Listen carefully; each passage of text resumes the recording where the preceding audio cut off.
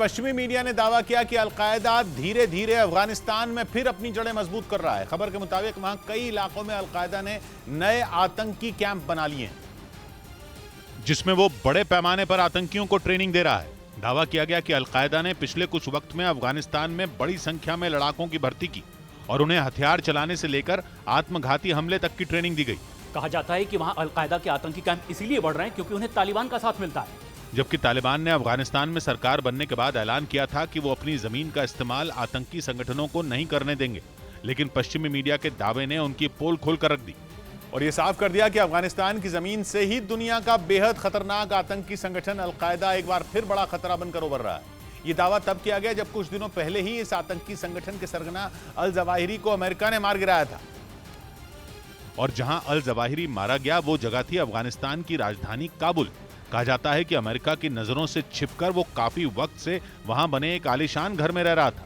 तालिबान की सरपरस्ती में al Zawahiri वहां अपने संगठन को नई ताकत देने के काम में जुटा था, लेकिन अमेरिका ने उसे ढूंढ लिया और फिर उसने 31 जुलाई को ड्रोन से किए गए एक मिसाइल हमले में अल जवाहिरी का काम तमाम कर दिया।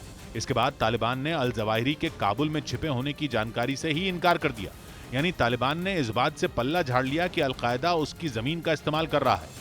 लेकिन अब जो खबर सामने आई उसने इस बात पर मोहर लगा दी कि तालिबान की सरकार को अल जवाहिरी और उसके संगठन की हर हरकत के बारे में पता था। दावा किया गया कि अलकायदा को रोकने की बात तो दूर, तालिबान ने ही उसे बढ़ावा दिया और इसी वजह से अफगानिस्तान में अलकायदा आतंकियों के कैंप बढ़ रहे हैं।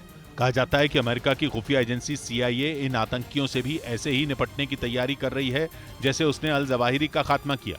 यानी अमेरिका अब दूर बैठकर ड्रोन की मदद से ऐसे हमले करेगा जो अलकायदा के आतंकी कैंपों को नेस्त नाबूद कर देंगे।